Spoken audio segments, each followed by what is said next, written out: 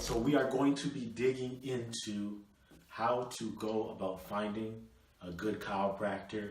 A lot of people think that, chiropractic is nothing more than some dudes who come in and, hit you with a couple of cracks and then send you on your way. And mind you, some people are like that, but, here at CoHealth, we're trying to get you in touch with the good ones, the ones that aren't going to do that. So, Bryce, what are some things that you have found in your experiences as an athlete that were helpful for you with chiropractors? Yeah, so for me with chiropractors, kind of like you were saying, is that there are a lot of great chiropractors out there that are a lot more than just, back issues. Hell yeah. I have been to chiropractors for back issues, but for me, good chiropractors really is just kind of the knowledge that they have taken and just expanded on outside of just regular chiropractic school.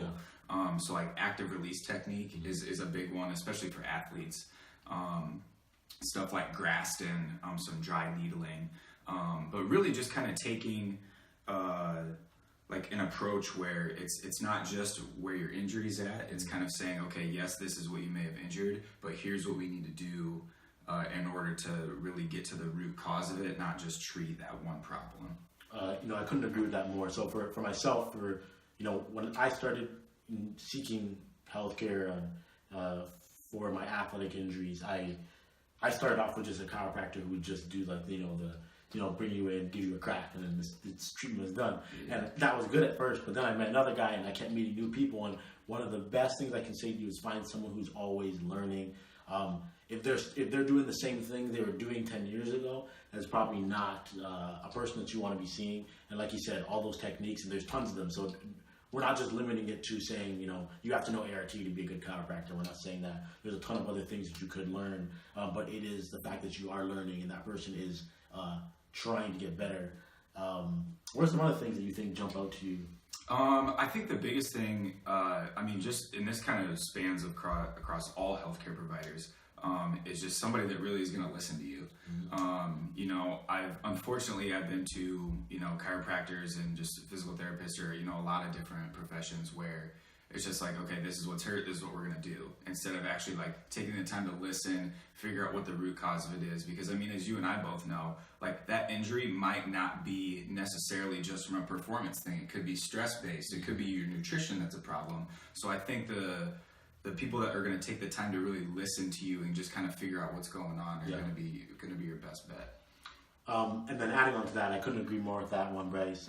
Another one I think I'll throw in there, and this isn't a must, but having a sports background, or if you didn't play, the healthcare professional did not play sports, being interested in sports and understanding sports. And here's why this is important. A lot of times when you just go to a normal medical doctor, they're going to tell you, just take time off, rest. And it's because a lot of times it's because they don't understand what's actually happening in the sport.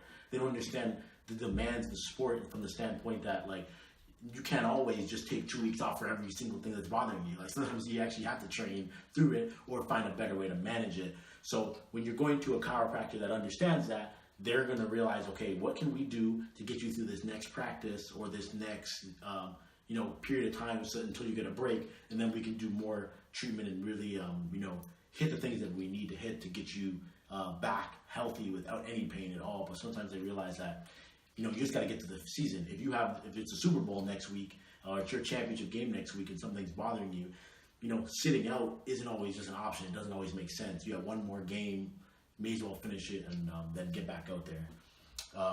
Is there any other things that you can think of? Any other things we were missing here? No, I think we hit on a lot of good stuff. Cool.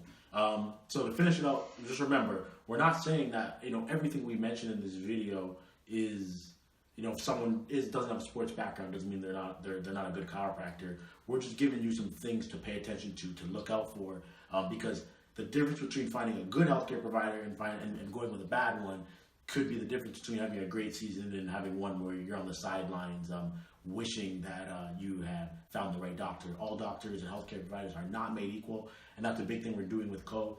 Make sure you check out cohealth.com. You're going to be able to search and find exactly whatever it is that you're looking for in a healthcare provider. And if you don't know, don't worry, we got you. We'll ask you the right questions to get you right to the provider that's going to help you out. So until then, catch you guys later.